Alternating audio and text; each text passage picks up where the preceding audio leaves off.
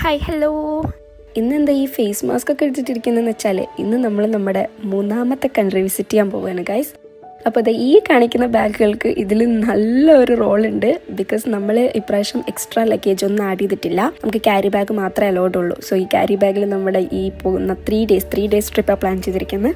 3 ഡേയ്സിൻ്റെ full സാധനങ്ങൾ include ആക്കണം. And ഈ ബാഗ് അതിന് നല്ലോണം ഹെൽപ്പ് ചെയ്തിട്ടുണ്ട് കേട്ടോ. ഞാൻ ടെമൂന്നാണ് വാങ്ങിയത്. ഓക്കെ, അപ്പോൾ നമുക്ക് ഇപ്രാവശ്യം ഗാറ്റ്വിക്കിൽ നിന്നാണ് ഫ്ലൈറ്റ്. ഈവനിങ് 4:50 കേട്ടോ ഫ്ലൈറ്റ്. സോ അവിടെ നമ്മൾ നമ്മുടെ ഡെസ്റ്റിനേഷനിൽ ഏകദേശം 9:50 ആകുമ്പോൾ ലാൻഡ് ചെയ്യും. നമ്മൾ ഈ സ്ക്വയറിൽ ട്രെയിൻ എടുത്തു പോവുകയാണ്. ഞാൻ ചെറുതായിട്ടൊന്ന് ടെൻസ്ഡ് ആയിരുന്നു. ബിക്കോസ് ഇത് നമ്മളിപ്പോൾ ഫസ്റ്റ് ആയിട്ടാണ് ഈ ബാഗ് കൊണ്ടുവന്നത്. അപ്പോൾ കഴിഞ്ഞ പ്രാവശ്യത്തെ പോലെയല്ല, ഇത് കുറച്ചൊരു ലെങ്ത് ഉള്ളൊരു ബാഗായിരുന്നു. അപ്പോൾ ഇതവിടെ എന്തെങ്കിലും സീന് വരുമോ എന്നൊക്കെ ഒരു പേടി ഉണ്ടായിരുന്നു. ബട്ട് ഒന്നും സംഭവിച്ചില്ല. ഓൾ സെറ്റായിരുന്നു. നമ്മുടെ ബാഗ് പൊളിയല്ലേ. 1-2 പേരുടെ റിക്വസ്റ്റ് പ്രകാരമാണ് ഇപ്രാവശ്യം ഞങ്ങൾ ലാൻഡ്സ്കേപ്പിൽ വീഡിയോ ഷൂട്ട് ചെയ്തിട്ടോ. നമ്മൾ ചെക്കിങ് കഴിഞ്ഞിട്ട് ഇതാ വെയിറ്റ് ചെയ്ത് നിൽക്കുമായിരുന്നു. അപ്പോൾ ഗാറ്റ്വിക്ക് ആയതുകൊണ്ട് തന്നെ മറ്റേയാളുടെ ആരാണ് നമ്മുടെ കൂടെ ഉള്ളതെന്നറിയാലോ. അതെ, നമ്മളെ കഴിഞ്ഞ ട്രിപ്പിൽ നമ്മുടെ കൂടെ ഉണ്ടായിരുന്ന ഒരു തന്നെയാണ് കേട്ടോ, റിസയും സാലും. അപ്പോൾ റിസ ഇവിടെ എയർപോർട്ടിൽ ചെക്കിങ്ങിലാണ് വർക്ക് ചെയ്യുന്നത്. അപ്പം മറ്റേയാളുടെ നല്ല പട്ടിഷോ ഉണ്ടായിരുന്നു. ഗാറ്റ്വിക്ക് ഓൾഡേ ആണല്ലോ, സ്വന്തമായിട്ട് വാങ്ങിയ പോലത്തെ ഗെറ്റപ്പ് ആയിരുന്നു കേട്ടോ അവിടെ. സംഭവം പട്ടി ഷോ ഒക്കെ ആണെങ്കിലും കാര്യമുള്ള ഷോ ആയിരുന്നു കേട്ടോ. ഓൾക്ക് സ്പെഷ്യൽ കൺസിഡറേഷൻ ഒക്കെ ഉണ്ടായിരുന്നു. നമുക്ക് 20 കഴിഞ്ഞിട്ട് അങ്ങനെ എന്തോ ആണ്, 20 കഴിഞ്ഞിട്ടുള്ള സീറ്റാണെങ്കിൽ, അതായത് ബാക്കിലേക്കുള്ള സീറ്റാണെങ്കിൽ നമ്മൾ ഇതുപോലെ ഇങ്ങനെ പുറത്തു കൂടെ ഇറങ്ങിയിട്ട് സ്റ്റെയർ കയറി പോവാണ് ചെയ്യുക കേട്ടോ. അപ്പോൾ നമുക്ക് ഫ്ലൈറ്റ് ഇങ്ങനെ അടുത്തുനിന്ന് കാണാം. എനിക്കിത് ഭയങ്കര ഇഷ്ടമാണ്. സംഭവം നമുക്ക് ചെറുപ്പത്തിലൊക്കെ ഇതുപോലെ കാണാൻ ഭയങ്കര ആഗ്രഹം ഉണ്ടായിരുന്നല്ലേ. The route will take us to westerly direction departure and then crossing the channel across to 2 different countries, France being first, and then Spain basically. സംഭവം വേറെ ഒന്നുമല്ല, നമ്മൾ ഏകദേശം 1 മണിക്കൂറോളം ലേറ്റ് ആയിട്ടോ ഗൈസ്. അതെന്തുകൊണ്ടാണെന്ന് എനിക്കറിയില്ല. നമ്മൾ ബോർഡിങ് തുടങ്ങാനും ലേറ്റ് ആയിട്ടുണ്ടായിരുന്നു. പിന്നെ ഇതിൻ്റെ ഉള്ളിലിരുന്നിട്ടും കുറച്ചധികം സമയം എടുത്തിട്ടുണ്ടായിരുന്നു. അപ്പോൾ ഏകദേശം 5:50 നമ്മുടെ ഫ്ലൈറ്റ് ടേക്ക് ഓഫ് ചെയ്തത്. ഇതിപ്പോൾ എത്രാമത്തെയാണ് ഗായ്സ്? അത് 4th ഫ്ലൈറ്റാണ് ഗായ്സ്. ഫ്ലൈറ്റ് ഇപ്പോൾ പേടിയൊക്കെ കുറച്ച് കുറവാണ്. ബട്ട് എന്നാൽ ഈ ലാൻഡിങ്ങും ടേക്ക് ഓഫും ആ ഒരു സംഭവം ഇപ്പോഴും എനിക്ക് അങ്ങോട്ട് പേടി മാറിയിട്ടില്ല. നമ്മൾ ഇപ്രാവശ്യം റാൻഡം സീറ്റാണ് എടുത്തു. ഒരുപാട് സീറ്റ് വേക്കൻസി ഉണ്ടായിരുന്നു. അപ്പം അടുത്തടുത്തായിരിക്കില്ല, ബട്ട് നമ്മളെ സീറ്റിൻ്റെ അടുത്ത് ആരും ഇല്ലെങ്കിൽ ഇങ്ങോട്ട് വന്നിരിക്കാം. ഇപ്രാവശ്യം എൻ്റെ സീറ്റിൻ്റെ അടുത്ത് ആരും ഉണ്ടായിരുന്നില്ല. ഷെഫിക്കൊക്കെ ഇങ്ങോട്ട് വന്നിരിക്കാൻ പറ്റി. എനിക്ക് ഈ ലാൻഡിങ്ങും ടേക്ക് ഓഫും സമയത്ത് എനിക്ക് എൻ്റെ കൂടെ ആരെങ്കിലും വേണം. പക്ഷെ ടേക്ക് ഓഫ് ചെയ്ത് കഴിഞ്ഞിട്ട് ഇതാ ഈ ഒരു ആകാശ വ്യൂ എന്നൊക്കെ പറയില്ലേ, ഈ ഒരു വ്യൂ കാണുമ്പോൾ അടിപൊളിയാണ്. ഇത് കാണാൻ വേണ്ടി ഞാൻ വിൻഡോ സീറ്റിലിരിക്കുന്നത്. പക്ഷെ ആ ടേക്ക് ഓഫിൻ്റെ ലാൻഡിങ്ങിൻ്റെ ടൈമിൽ ഞാൻ പുറത്തേക്ക് പോലും നോക്കൂല കേട്ടോ. ആൻഡ് പ്രത്യേകിച്ച് നൈറ്റ് കാണാനാണ് എനിക്ക് കൂടുതൽ ഇഷ്ടം. മോർണിങ്ങിനേക്കാളും നൈറ്റ് ഈ ഒരു ലൈറ്റൊക്കെ ഉള്ള ഫുൾ സ്ട്രീറ്റിലുള്ള ലൈറ്റ് കാണാൻ അടിപൊളിയാണ്. ഇത് മൊറോക്കൻ വ്യൂ ആണ് കേട്ടോ. അങ്ങനെ ആ ഒരു ടൈം ഷെഫീക്ക ഉറങ്ങി തീർത്തു. ഞാൻ പിന്നെ ഒരു മൂവി ഡൗൺലോഡ് ചെയ്തിട്ട് നമ്മൾ അമരൻ ഇരുന്ന് കണ്ടു കേട്ടോ. പക്ഷെ വേറൊരു സംഭവം എന്താ വെച്ചാൽ നമ്മളെല്ലാ ട്രിപ്പിനും എന്തെങ്കിലുമൊക്കെ ഒന്ന് മറക്കൂലേ. ഇപ്രാവശ്യം ഞങ്ങൾ മറന്നത് ഇയർപോഡ്സ് ആയിരുന്നു. ഇയർപോഡ്സ് എടുക്കാൻ മറന്നു. ബട്ട് ഫ്ലൈറ്റിൽ അത്യാവശ്യം ഇതേപോലത്തെ മ്യൂസിക്കും സൗണ്ടൊക്കെ ഉണ്ടായിരുന്നു ഓരോരുത്തരുടെ. സോ അതുകൊണ്ട് ഞാനും കുറച്ച് സൗണ്ടിലൊക്കെ ഇട്ടിട്ട് അങ്ങനെ കണ്ടു കേട്ടോ. അങ്ങനെ ആ ഒരു ഏകദേശം 4 ഹവേഴ്സിൻ്റെ ജേണി ആയിരുന്നു. കഴിഞ്ഞ് നമ്മളിത് ലാൻഡ് ചെയ്തു. നമ്മളെ ഡെസ്റ്റിനേഷനിലെത്തി അക്കാദ്യം. അത് പറയാൻ മറന്നു. നമ്മൾ മൊറോക്കയിലേക്കാണ് കേട്ടോ ഇപ്രാവശ്യത്തെ കൺട്രി വിസിറ്റ്. ഓക്കെ, ആൻഡ് ഇതാണ് ഞങ്ങളുടെ എയർപോർട്ട് ഔട്ട്ഫിറ്റ് ഒന്നും വീഡിയോ എടുക്കാനുള്ള ടൈം ഉണ്ടായിരുന്നില്ല ഗൈസ്. അപ്പം നമ്മൾ അഗാദിർ എയർപോർട്ടിലേക്കാണ് ലാൻഡ് ചെയ്തത്. നമുക്ക് ആ ഒരു ഡേയ്സിൽ അങ്ങോട്ടായിരുന്നു ഫ്ലൈറ്റ് ഉണ്ടായിരുന്നത്.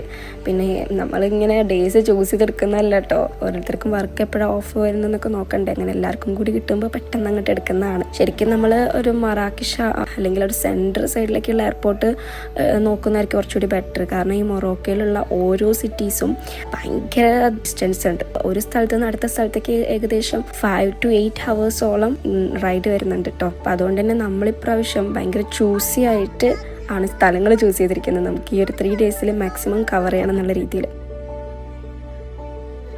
ഈ അഗാദിർ എയർപോർട്ടിൻ്റെ ഉള്ളിലേക്ക് എൻട്രി ചെയ്ത് നമ്മളെ ചെക്കിങ്ങൊക്കെ കഴിഞ്ഞതും പിന്നെ ഫുള്ളി സിമ്മിൻ്റെ സ്ലോട്ടുകളുടെ റഷാണ് കേട്ടോ അവിടെ.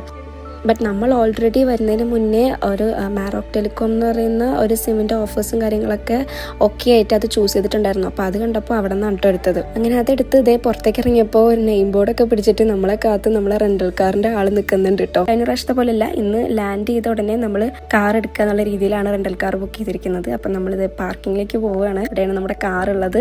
3 ഡേയ്സിന് കേട്ടോ നമ്മൾ കാർ എടുത്തിരിക്കുന്നത്. ഏകദേശം 160 പൗണ്ടാണ് റെൻറ്റ് വരുന്നത്. പിന്നെ അതിൻ്റെ പുറമെ ഇൻഷുറൻസ് ഉണ്ട്. നമ്മളെപ്പോഴും ഇൻഷുറൻസ് എടുക്കാറുണ്ട് കേട്ടോ. ഒരു 30 പൗണ്ടൊക്കെ ഇൻഷുറൻസ് വരുള്ളൂ. സിമ്മ് ഇതേപോലെ 12 GB ഒരു സിമ്മാണ് എടുത്തത് കേട്ടോ. കാരണം നമുക്ക് അത്രേ ആവശ്യമുള്ളൂ. നമുക്ക് മാപ്പും കാര്യങ്ങളും നോക്കാനാണ്. റൂമിലൊക്കെ നമുക്ക് വൈഫൈ ഉണ്ടാകും. ഇവിടെ ദർഹമാണ് കേട്ടോ ക്യാഷിൻ്റെ കണക്ക്.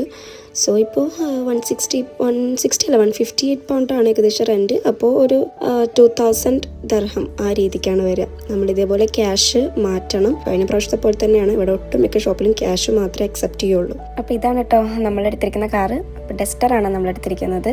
ഇതേപോലെ ഫുൾ ചെക്കപ്പൊക്കെ കഴിഞ്ഞിട്ട് കാർ എടുത്ത് നമ്മളവിടെ നിന്ന് ഇറങ്ങി. എല്ലാവരും എക്സൈറ്റഡ് ആണ്. ഒരു പുതിയ കൺട്രി, പുതിയ കൾച്ചർ എന്നുള്ള രീതിക്ക്. ഞാനും ഈ പറഞ്ഞ പോലെ മൊറോക്കോ എന്നുള്ളതിനെ കുറിച്ച് ചിന്തിച്ചിട്ടുണ്ടായിരുന്നില്ല. ഈ പ്ലാനും ഹിദസ സാലുവിൻ്റെ ആണ്. ഇവിടെ നിന്ന് അങ്ങോട്ടുള്ള റൂട്ടുകൾ, അതായത് ഈ ഹൈവേ അല്ലാത്ത റോഡുകളൊക്കെ ഭയങ്കര, ഞാൻ ആദ്യമായിട്ട് കാണുന്നതാണ്. തൊട്ട് എനിക്ക് ഭയങ്കര ഒരു ഡിഫറെൻ്റ് ആയിട്ട് തോന്നിയിട്ടോ. സാലു ഒക്കെ പറയുന്നുണ്ട് ഗൾഫ് കൺട്രീസിലൊക്കെ ഏകദേശം ടൗണ് അല്ലാത്ത സ്ഥലങ്ങളിൽ ഇങ്ങനത്തെ റോഡാണെന്നൊക്കെ. പിന്നെ ഞാൻ നേരത്തെ റാൻഡം സീറ്റ് എന്ന് പറഞ്ഞത്, നമ്മൾ ഫ്ലൈറ്റ് ബുക്ക് ചെയ്ത് കഴിഞ്ഞിട്ട് സീറ്റിന് എക്സ്ട്രാ ചാർജ് കൊടുക്കണം. അതല്ലെങ്കിൽ പിന്നെ നമുക്ക് 24 hours ബിഫോർ നമുക്ക് ഇങ്ങനെ റാൻഡമായിട്ട് സീറ്റ് ചൂസ് ചെയ്യാൻ പറ്റും. അത് ഞാൻ കഴിഞ്ഞ വീഡിയോയിൽ പറഞ്ഞിട്ടുണ്ടായിരുന്നു തോന്നണം. അതായിരിക്കും കുറച്ചും കൂടി ബെറ്റർ. കാരണം എല്ലാ ഫ്ലൈറ്റിലും ആണെന്ന് ഞാൻ പറയുന്നില്ല, ബട്ട് ഒട്ടുമിക്ക ഫ്ലൈറ്റുകളിൽ ഒരുപാട് സീറ്റ് വേക്കൻസീസ് ഉണ്ടാവാറുണ്ട്. നമുക്ക് എപ്പോഴും ഒരുമിച്ചിരിക്കാനും പറ്റാറുണ്ട്. അതുകൊണ്ട് അപ്പോൾ നിങ്ങൾ ബുക്ക് ചെയ്യുമ്പോൾ നോക്കിയിട്ട് ഫ്ലൈറ്റിൽ സീറ്റൊക്കെ ഒഴിവുണ്ടോ എന്ന് നോക്കിയിട്ട് അങ്ങനെ ചെയ്താൽ മതി കേട്ടോ. അങ്ങനെ നമ്മളിതാ ഗൂഗിൾ മാപ്പൊക്കെ ഇട്ടിട്ട് നമ്മൾ ഫസ്റ്റ് ലൊക്കേഷൻ, നമ്മൾ ഇന്ന് ഇവിടെ അഗാദിറിൽ സ്റ്റേ ചെയ്യാനുള്ള പ്ലാനില്ല. അഗാദിർ അങ്ങനെ നമ്മുടെ ഒരു ലിസ്റ്റിൽ പെട്ട പ്ലേസ് അല്ല. ഒരു വാട്ടർ ആക്ടിവിറ്റീസിൻ്റെ പ്ലേസ് ആണ്. അപ്പോൾ വാട്ടർ ആക്ടിവിറ്റീസിനോട് നമുക്ക് ഇപ്രാവശ്യം താല്പര്യമില്ല. കഴിഞ്ഞ പ്രാവശ്യം നമ്മൾ വെള്ളത്തിൽ മുങ്ങായിരുന്നല്ലോ. അതുകൊണ്ട് ഇപ്രാവശ്യം നമ്മൾ നേരെ മറാക്കഷിലേക്കാണ്. ഇവിടെ നിന്ന് ഏകദേശം ഒരു more than 3 hours റൈഡ് ഉണ്ട്. അപ്പോൾ ഫുൾ നമ്മൾ ഏകദേശം ഒരു മൊറോക്കൻ സ്റ്റൈലുള്ള സ്റ്റേകളാണ് എല്ലാം ബുക്ക് ചെയ്തിരിക്കുന്നത്. പോകുന്ന വഴിക്ക് ഇതേ കാണുന്ന ബിൽഡിംഗ് ഒക്കെ കണ്ടില്ലേ? ഇവിടെ എല്ലാം ഈ ഒരു കളർ തീമിലാണ് വരുന്നത്. കളർഫുൾ ആയിട്ട് വല്ലതും കാണണമെങ്കിൽ ടൗണിലേക്ക് വരണം. അല്ലാത്തോടെയൊക്കെ ഈ ഒരു സാൻഡൽ ടച്ചാണ് കേട്ടോ. പോകുന്ന വഴിക്ക് നമ്മൾ റെസ്റ്റോറൻറ്റിൽ ഫുഡ് കഴിക്കാൻ ഇറങ്ങി കേട്ടോ. ഈ നിൽക്കുന്ന വണ്ടി കണ്ടപ്പോൾ ഞാൻ കരുതി ഡ്രസ്സ് ഉണക്കാനിട്ട് കയറിക്കുന്നു, പക്ഷെ അത് വെക്കാൻ വെച്ചിരിക്കുന്നതാണ്. അത് കഴിഞ്ഞ് വേറൊരു രീതി കാണണം. ഈ റെസ്റ്റോറൻറ്റ് തൊട്ടടുത്തൊരു മീൽ സ്റ്റോൾ ഉണ്ട്. അപ്പോൾ അവിടെ നിന്ന് നമ്മൾ ക്യാഷ് കൊടുത്ത് ചിക്കന് എത്ര വെച്ചാൽ വേണ്ടതെന്ന് വാങ്ങിയിട്ട് പിന്നെ അത് നമുക്ക് അവർ ഇവിടെ നിന്ന് ചുട്ട് തരും. ചുടുന്നതിനും ക്യാഷ് വേറെ കൊടുക്കണം കേട്ടോ. അതിനോടൊപ്പം നമ്മൾ മൊറോക്കൻ സ്പെഷ്യലായിട്ടുള്ള മട്ടൻ താഞ്ചിയ കൂടി വാങ്ങിട്ടോ. പക്ഷെ മട്ടൻ താഞ്ചി എനിക്ക് നല്ല ഇഷ്ടമായി. ബട്ട് ചുട്ട കോഴി എനിക്ക് അത്ര ഇഷ്ടമായില്ല ഗൈസ്. അത് പുറത്ത് എവിടെ പോയാലും സ്പൈസസ് ഡിഫറെൻ്റ് ആയിരിക്കും. സ്പൈസസ് കുറവായിരിക്കും എന്ന് പറയുന്നത് നല്ലത്. അപ്പം അതുകൊണ്ട് എനിക്കത് അത്ര ഇഷ്ടമായില്ല. അങ്ങനെ ഫുഡൊക്കെ കഴിച്ച് ബില്ലൊക്കെ ചെറിയ എമൗണ്ട് കേട്ടോ. നമുക്ക് പൗണ്ട് വെച്ച് നോക്കുമ്പോൾ ഭയങ്കര ചെറുതാണ്. പിന്നെ ഇവിടെ യൂറോയും അക്സെപ്റ്റ് ചെയ്യും. അങ്ങനെ അതൊക്കെ കഴിഞ്ഞ് നമ്മൾ അവിടെ നിന്ന് ഇറങ്ങി നമ്മൾ സ്റ്റേ മറാക്കഷാണ്, അങ്ങോട്ട് പോവുകയാണ്. സോ ഷെഫീക്കാണ് കേട്ടോ ഇപ്പോൾ വണ്ടി എടുത്തത്. ഇത് നമ്മളെ നാട്ടിലത്തെ പോലെയല്ല, ലെഫ്റ്റ് സൈഡാണ് ഡ്രൈവിംഗ് സീറ്റ് വരുന്നത്. അപ്പോൾ ഷെഫീക്ക് ഇതുവരെ അത് ട്രൈ ചെയ്തിട്ടില്ല. കഴിഞ്ഞ പ്രാവശ്യം ലൈസൻസ് എടുക്കാൻ മറന്നുകൊണ്ട് സാലു മാത്രമാണ് ഡ്രൈവ് ചെയ്തത്. ഇപ്രാവശ്യം ഷെഫീക്ക് ലൈസൻസ് ഒക്കെ എടുത്തിട്ടുണ്ടായിരുന്നു. പിന്നെ അത് എക്സ്പയറി ആയിട്ടുണ്ടായിരുന്നു, ഇന്റർനാഷണൽ ആക്കിയത്. ഇനി നാട്ടിൽ പോയിട്ട് അത് പുതുക്കണം. ബട്ട് നമുക്കത് തൽക്കാലം യൂസ് ചെയ്യാൻ പറ്റും, വേറെ പ്രശ്നമൊന്നുമില്ല. ഒരു ചെറിയ ടെൻഷൻ ഉണ്ടായിരുന്നു ഷെഫീക്ക് ആദ്യമായിട്ട് എടുക്കുന്നതുകൊണ്ട്. ബട്ട് ആള് ഒരു 5 മിനിറ്റ് കഴിഞ്ഞപ്പോഴേക്കും സെറ്റപ്പ് ആയിട്ടോ. അങ്ങനെ പോകുന്ന വഴിക്ക് ചെക്ക് പോസ്റ്റ് ഒക്കെ ഉണ്ട്. പക്ഷേ അതിലൊരു കാർഡ് പുറത്തേക്ക് വരും. ആ കാർഡ് എടുത്താൽ അത് ഓപ്പൺ ആകും, അത്രേ ഉള്ളൂ.